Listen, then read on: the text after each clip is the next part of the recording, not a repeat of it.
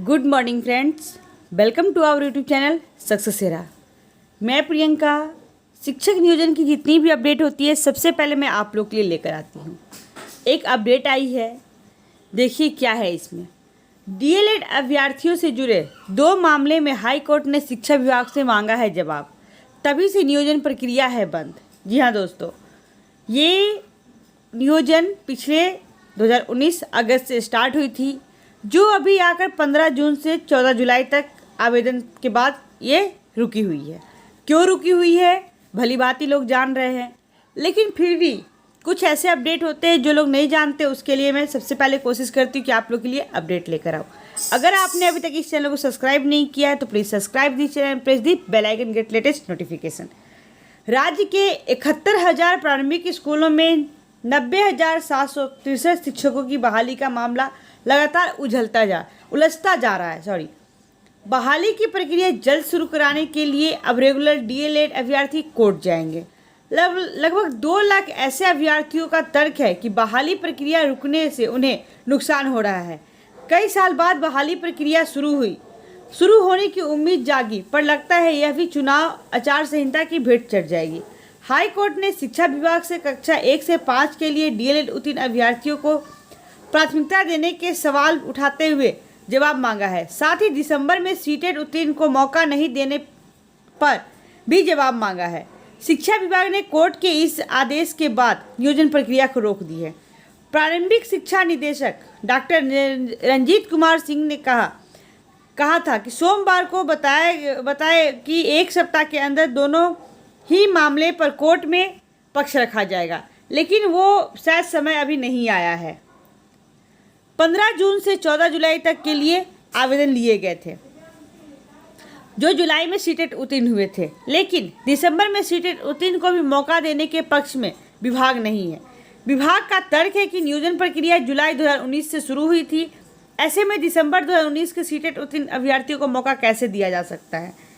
इमरान और सौरभ सहित अन्य अभ्यर्थियों ने कहा कि नियोजन प्रक्रिया शुरू कराने जल्द ही हम 2 लाख से अधिक अभ्यर्थी कोर्ट जाएंगे। विभाग द्वारा पक्ष रखने के बाद कोर्ट के फैसले के आधार पर फिर बहाली की प्रक्रिया शुरू होगी। 90,763 प्रारंभिक शिक्षक बहाली के लिए एनआईओ से 18 माह के डीएलएड के साथ टेट या सीटेट उत्तीर्ण अभ्यर्थियों से 15 जून से 14 जुलाई तक आवेदन विभिन्न नियोजन इकाई में लिए गए थे।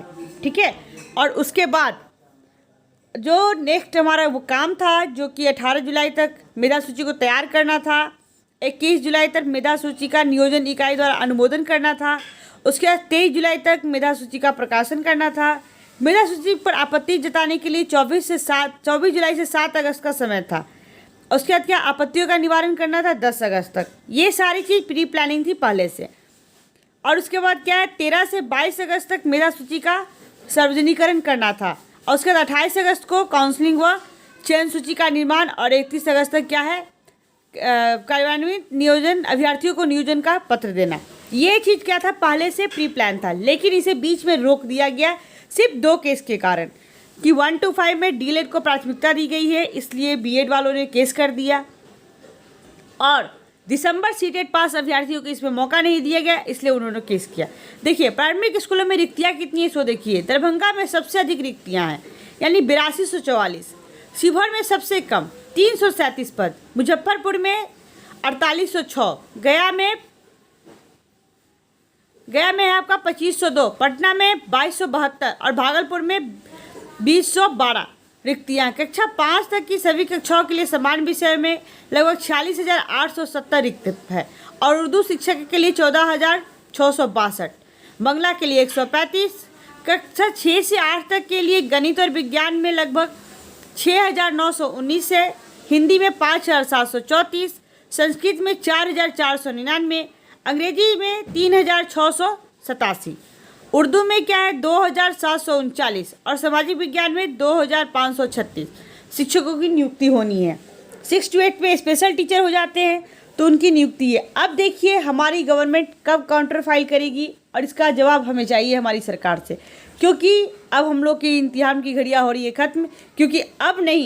क्योंकि इस बहाली को हमें चुनाव के हत्थे नहीं चढ़ाना है, और ये बहाली काफ़ी दिनों से लटकते हुए आ रही है, सिर्फ सरकार की कछुए की चाल की वजह से। तो दोस्तों जो अपडेट आती है मैं सबसे पहले आपको देती हूँ, इसलिए इस चैनल को सब्सक्राइब करें, लाइक करें, शेयर करना बिल्कुल ना भूलें। Thanks for watching this video. Thank you दोस्तों।